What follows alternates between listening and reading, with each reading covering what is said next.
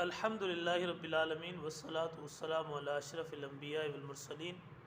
السلام علیکم ورحمۃ اللہ وبرکاتہ۔ الحمد للہ عز و جل، ہماری خوش بختی ہے، ہماری خوش نصیبی ہے کہ ہم جب اس دنیا میں آتے ہیں، ہم پیدا ہوتے ہیں، تو پیدا ہوتے ہی ہمارے کانوں میں جو صدا گونجتی ہے وہ یا اللہ کا نام ہوتا ہے یا اللہ کے محبوب علیہ الصلوۃ والسلام کا نام ہوتا ہے۔ ہمارے کان میں اذان دی جاتی ہے اور مولانا صاحب یہ خوشخبری دیتے ہیں کہ مبارک ہو جو آنے والا ہے، یہ محمد عربی کا غلام بن کے آئے۔ یہ ہماری خوش نصیبی ہے کہ ہم نبی آخر الزمان صلی اللہ تعالیٰ علیہ وآلہ وسلم کی امت میں سے ہیں۔ ہمارے لیے یہ بھی بڑے اعزاز کی بات ہے کہ اللہ رب العزت نے، خالق کائنات نے کتاب رحمت میں یہ ارشاد فرمایا کہ کنتم خیر امت، کہ تم بہترین امت ہو۔ بہترین امت کا بھی اگر کہا گیا تو وہ ہمیں کہا گیا، یہ اعزاز بھی اگر حاصل ہے تو ہمیں حاصل ہے، لیکن اس کے لیے ایک شرط رکھی کہ کنتم خیر امت اخرجت للناس تأمرون بالمعروف وتنہون عن المنکر۔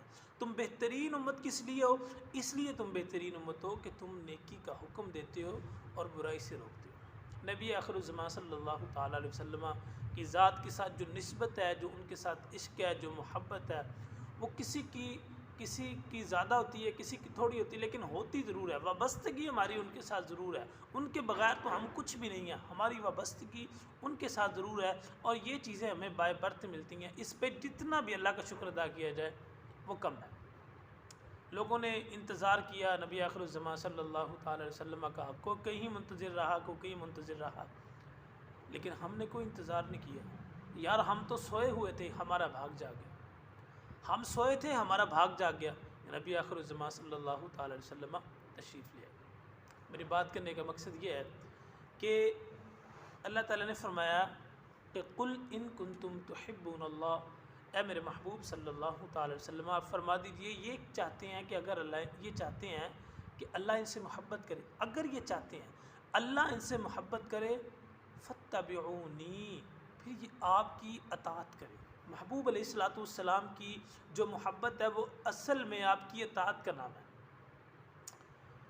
ہندوستان کا ایک رائٹر ہے اور وہ کچھ لکھتا ہے کتابیں وغیرہ، اس نے کتاب لکھی عرب کا چاند۔ میں ویسے زندگی میں کبھی کسی انگریز سے، کبھی کسی کافر سے، کبھی مشرک سے متاثر نہیں ہوا، کیوں کہ میں نے جناب محمد عربی صلی اللہ تعالی وسلم کے قلب اطہر پہ نازل ہونے والا قرآن مجید فرقان حمید پڑھ رکھا ہے، میں نے اللہ کا فرمان پڑھ رکھا ہے، میں نے اللہ کا قرآن پڑھ رکھا ہے اور محمد عربی صلی اللہ تعالی وسلم کا فرمان پڑھ رکھا ہے۔ میں ویسے کبھی متاثر نہیں ہوا، لیکن یہ بات میں اب بتانا چاہتا ہوں۔ اس نے کتاب لکھی سرکار دو عالم صلی اللہ تعالی وسلم کی سیرت کے حوالے سے۔ اس کتاب کا اس نے نام رکھا عرب کا چاند۔ اس کا نام ہے سونامی لکشمن پرساد، بہت بڑا رائٹر ہے۔ تو جب اس نے سیرت کی جتنی امہات کتابیں ہیں وہاں سے اس نے حوالے لیے اور اس نے کتاب لکھی عرب کا چاند۔ ایک مجلس میں اس سے سوال ہوا، اس نے کہا کہ جناب آپ اتنی جو محبت کرتے ہیں، آپ کے دل میں اتنا عشق ہے، آپ نے کتاب تک لکھ چھوڑی ان کی سیرت پہ ہیں، تو آپ مسلمان کیوں نہیں ہو رہتے؟ اس نے جو جواب دیا، اس نے ایک ایسا تھپڑ ہمیں رسید کیا جس کی صدیوں نہ جائے اگر ہم محسوس کریں۔ اس نے کہا میں جب مسلمانوں کے کردار دیکھتا ہوں تو میں سوچتا ہوں کہ میں ہندو ہی ٹھیک ہوں۔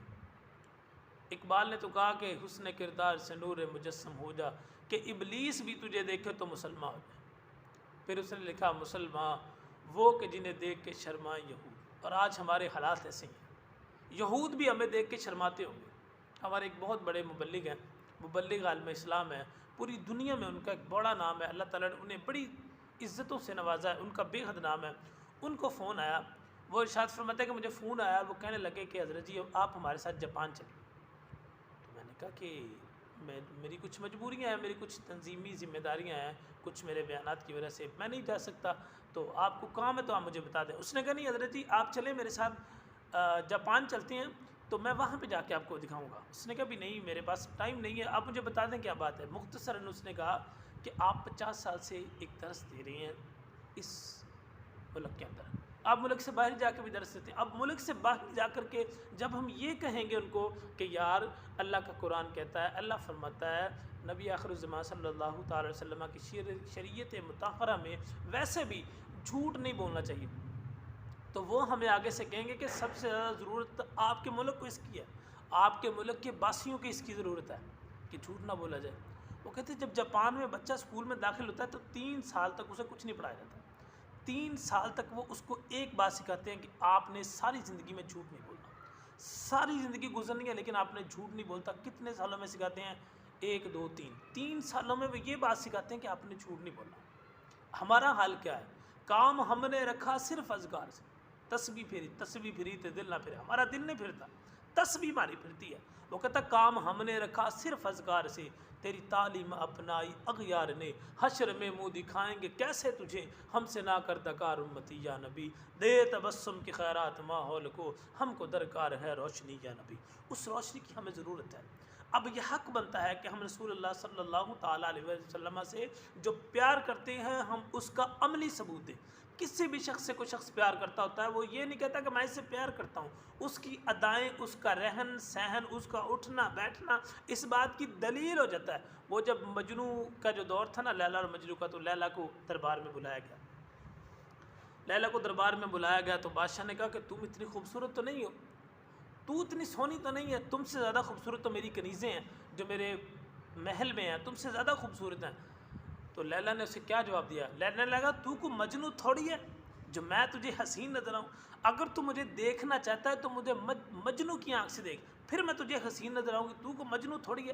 تو ہمارے بزرگان دین فرماتے ہیں کہ نبی آخر الزمان صلی اللہ تعالی علیہ وسلم کو جب جناب سیدنا ابوبکر صدیق رضی اللہ تعالیٰ عنہ کی آنکھ سے دیکھیں گے پھر ہمارے دل بھی روشن ہو جائیں گے، ہمارے دماغ بھی روشن ہو جائیں گے، ہمیں ایمان کی جو روشنی ہے، ایمان کا جو نور ہے وہ پھر ہمیں حاصل ہوگا۔ ہمیں رسول اللہ صلی اللہ تعالی وسلم کی تعلیمات پہ عمل کرنا پڑے گا، پھر ہم اس بات کو کہلوانے کے اہل ہو جائیں گے کہ ہم رسول اکرم صلی اللہ تعالی وسلم کے امتی ہیں۔ آئیے یہ عہد کیجئے، یہ پختہ عہد کیجئے، یہ مصمم ارادہ کر لیجئے کہ آج کے بعد نبی آخر الزمان صلی اللہ تعالی علیہ وسلم کی جو تعلیمات ہیں، جو احکامات ہیں، جو آپ نے ارشادات فرمائے ہیں، ہم ان پہ عمل پیرا ہوں گے۔